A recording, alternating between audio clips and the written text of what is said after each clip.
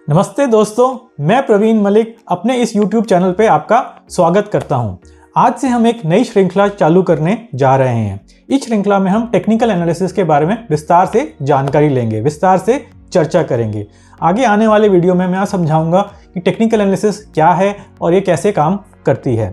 आप technical analysis को प्रयोग में लाके कैसे एक प्रॉफिटेबल ट्रेड ले सकते हैं। तो चलिए आरंभ करते हैं और समझते हैं कि टेक्निकल एनालिसिस क्या चीज़ है और कैसे काम करती है। टेक्निकल एनालिसिस के बारे में कई भ्रांतियां हैं, जैसे कि कुछ व्यक्ति, कुछ ट्रेडर्स ये समझते हैं कि टेक्निकल एनालिसिस सिर्फ छोटी अवधि के लिए ही प्रयोग में लाया जा सकता है। टेक्निकल एनालिसिस एक शॉर्ट टर्म ट्रेड लेने के लिए ही प्रयोग में लाया जा सकता है, पर ऐसा नहीं है। कुछ अन्य व्यक्ति, कुछ अन्य ट्रेडर्स ये भी समझते हैं कि टेक्निकल एनालिसिस से एक छोटा ही लाभ कमाया जा सकता है, लेकिन ऐसा भी नहीं है।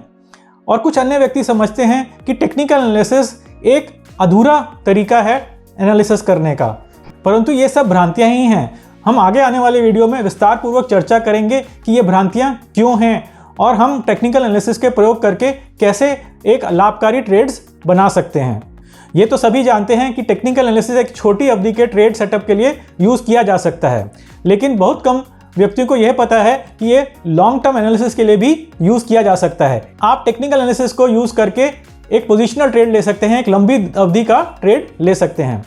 मैंने अपने एक पुराने वीडियो में स्विंग ट्रेडिंग और पोजिशनल ट्रेडिंग की चर्चा करी है। मैंने उस वीडियो का लिंक ऊपर छोड़ दिया है। आप उस लिंक को क्लिक करके ये जान सकते हैं कि कैसे स्विंग ट्रेडिंग एक छोटी अवधि के ट्रेड्स बनाने में सहायता करती है और कैसे पोजिशनल ट्रेडिंग एक लंबी अवधि के ट्रेड बनाने में सहायता करती है।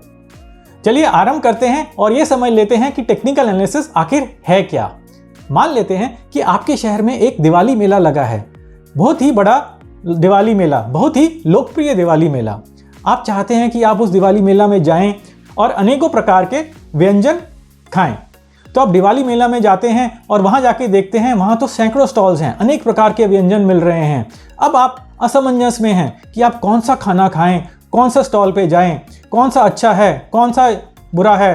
कहीं पे छोले भटूरे मिल रहे हैं, कहीं पे चाट पापड़ी मिल रही है, कहीं पे गुलाब जामुन मिल रहे हैं, कहीं पे चाइनीज़ फूड मिल रहा है और कई अनेकों प्रकार के व्यंजन मिल रहे हैं। आपको तो देखते ही मुंह में पानी आ रहा है, मेरे भी मुंह में पानी आ रहा है बोल बोल के। लेकिन आगे बढ़ते हैं और टॉपिक पे आते हैं और टेक्निकल एनालिसिस की चर्चा करते हैं। अब आपको समझ नहीं आ रहा है कि आप क्या खाएं और क्या ना खाएं। आपको ये नहीं समझ में आ रहा है कि कौन सा खाना अच्छा है और कौन सा बुरा है। आपको ये नहीं समझ में आ रहा कि किसका टेस्ट अच्छा रहेगा और किसका अच्छा नहीं रहेगा। अब इस असमंजस से निकलने के लिए दो तरीके हैं। पहला तरीका है कि आप 3-4 स्टॉल्स पे जाएं, वहाँ देखें कि क्या बन रहा है, कैसे बन रहा है, क्या वो फ्रेश फूड दे रहे हैं या पीछे से खाना लेके आए हैं और गर्म करके आपको परोस रहे हैं, वो कौन से मसाले डाल रहे हैं, किस तरह के लोग हैं वहाँ पे, क्या उन्होंने हाइजीन मेंटेन करी हुई है कि नहीं करी हुई है। आप एनालिसिस कर सकते हैं। हो सकता है उनसे प्रार्थना करके आप थोड़ा टेस्ट भी कर सकते हैं। ऐसे आप 3-4 स्टॉल में जाके एनालिसिस कर सकते हैं और अंत में निष्कर्ष निकाल सकते हैं कि कौन सा फूड सबसे अच्छा है, कौन सा फूड स्टॉल सबसे अच्छा है।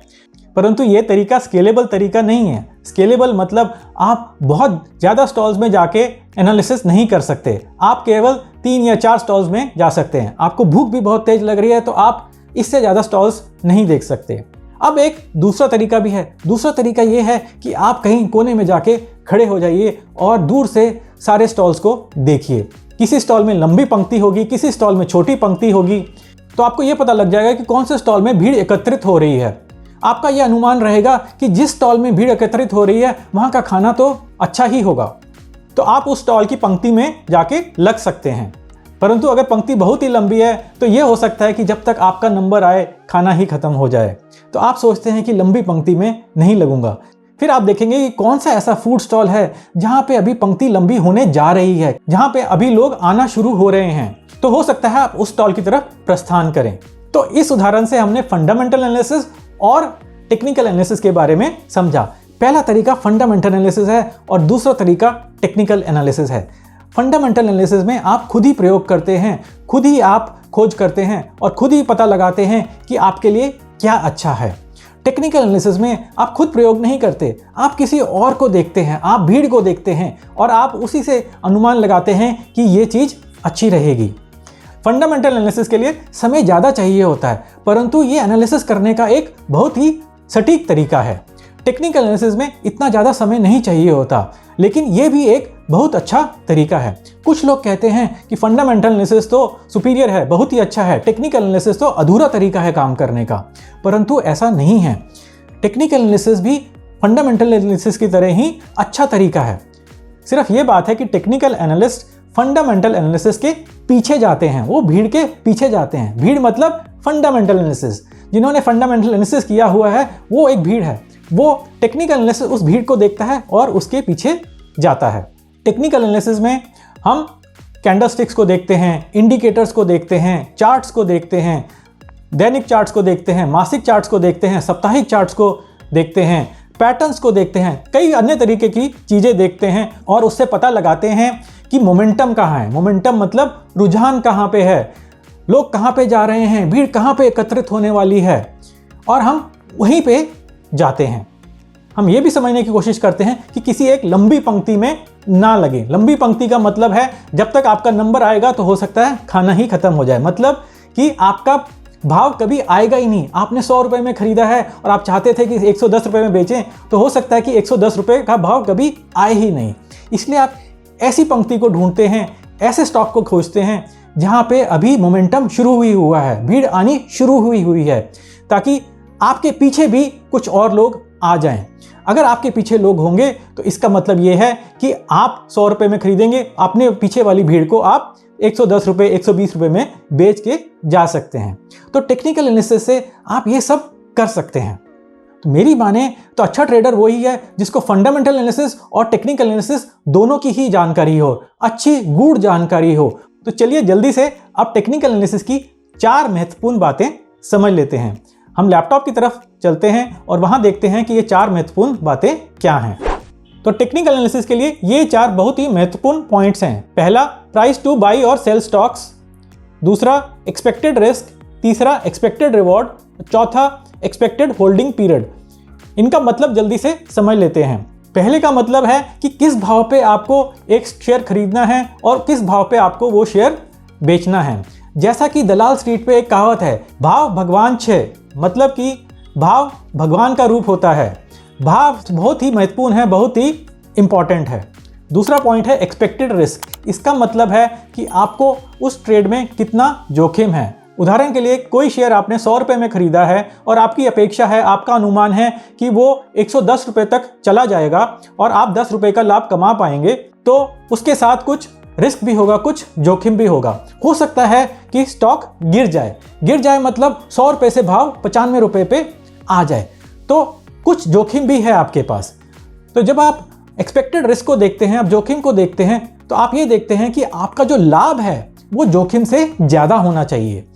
कई बारी हम बोलते हैं कि रिस्क रिवॉर्ड रेशियो 1:3 होनी चाहिए। 1:3 का मतलब ये है कि अगर आपका रिस्क 1 रुपये का है तो आपका रिवॉर्ड जो है वो 3 रुपये का होना चाहिए, कम से कम 3 रुपये का होना चाहिए। लेकिन कई बारी अलग अलग ट्रेड में अलग अलग रिस्क रिवॉर्ड हो जाता है। कई बारी आप 1:2 के रिस्क रिवॉर्ड में भी काम कर लेते हैं, मतलब कि जोखिम रहता है 1 रुपये का, लेकिन लाभ की अपेक्षा रहती है 2 रुपये की। हमेशा ही आपको ये ख्याल रखना है कि आपका रिस्क रिवॉर्ड अच्छा हो, मतलब कि रिवॉर्ड ज़्यादा हो और रिस्क छोटा हो। तीसरा पॉइंट एक्सपेक्टेड रिवॉर्ड का है, मतलब आपकी अपेक्षा क्या है कि आपको रिवॉर्ड कितना मिलेगा, आपको लाभ कितना मिलेगा।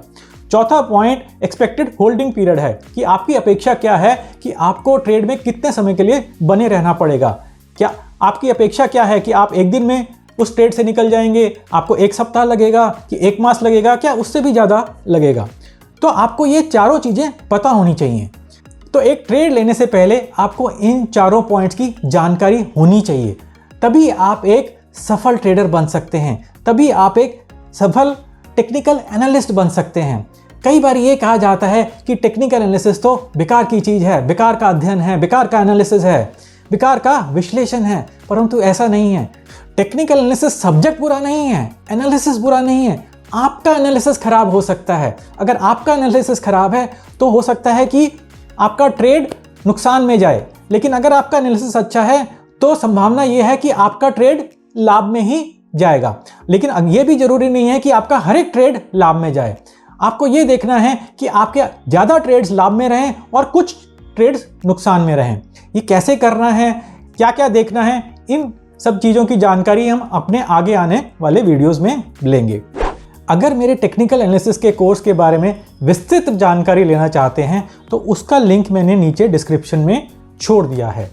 उस लिंक को क्लिक करके आप मेरी वेबसाइट पे जा सकते हैं, जहाँ पे आपको विस्तार पूर्वक उस कोर्स की जानकारी मिल जाएगी।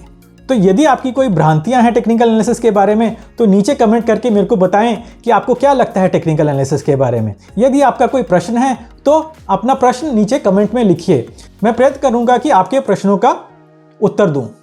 तो बने रहिए इस चैनल पे ऐसे ही ज्ञानवर्धक वीडियोस को देखने के लिए। नमस्ते और धन्यवाद।